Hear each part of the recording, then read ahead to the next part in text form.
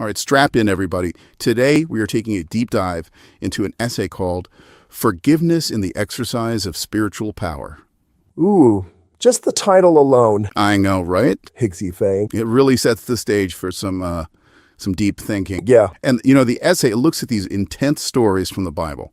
Figures like Elisha, Peter, even Jesus. And it asks a really powerful question. Yeah.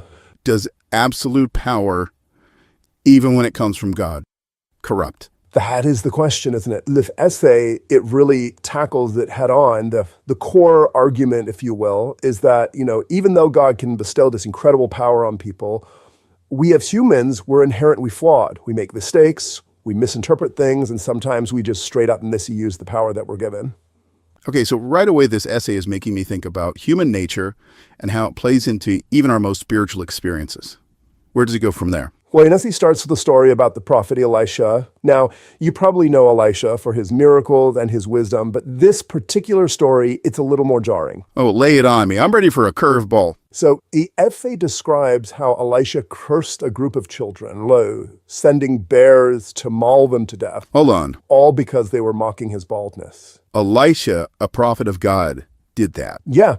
That seems pretty harsh, even for biblical time. Yeah, it's a challenging story for sure. And the author used it to really highlight how even those who are closest to God tend misinterpret and misapply divine power, right? But what's really fascinating here is that the essay goes beyond just retelling the story. It really encourages you to think about how we interpret these ancient texts. Some scholars actually argue that the word children in this passage, it might have been mistranslated, and that the people that Elisha cursed weren't actually kids, but rather young men who were posing a real threat to him. No. So there's this whole layer of interpretation and context that we need to consider, even with these seemingly straightforward biblical narratives. Exactly. And the essay really emphasizes that point.